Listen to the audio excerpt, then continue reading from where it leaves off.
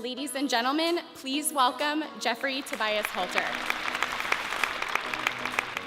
Shoes, women's shoes. What do women's shoes have to do with engaging men in women's leadership advancement?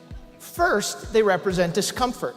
Certainly for me at this moment, but more importantly, they represent the discomfort that men have in even wanting to talk about women's differences in the workforce. When asked, 28% of men, roughly 1 in 4, said gender bias is real, but 1 in 2 women, literally 50% of women, said gender bias is still alive today. And so we have to go back and talk about these dynamics. Because anytime you add women to the mix, you get unparalleled business results. Women are the economy of the United States. $7 trillion, larger than the economy of India and China combined. 83% of all consumer purchases made in this country are by women. In fact, women buy more men's underwear than men do. Think about that one for a minute.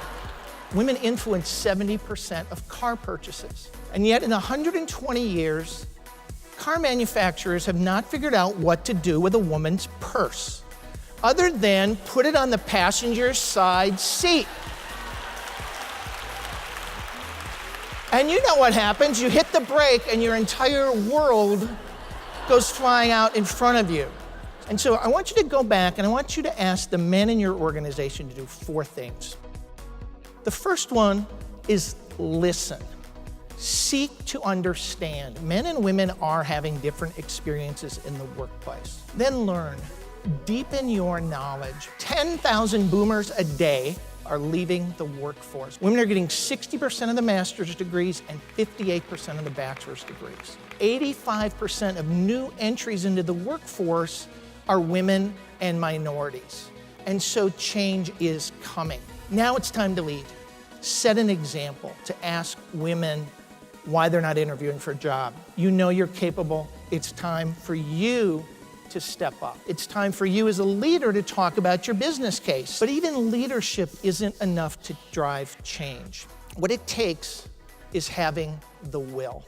I have found that the will comes from a personal connection. Men, never make the connection that if I'm not advocating for women in the workplace, what legacy am I leaving for my daughter?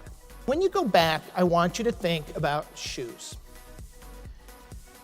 Not size 14 red pumps, but I want you to think and remind men about that first pair of shoes and all the dreams we had for our daughters.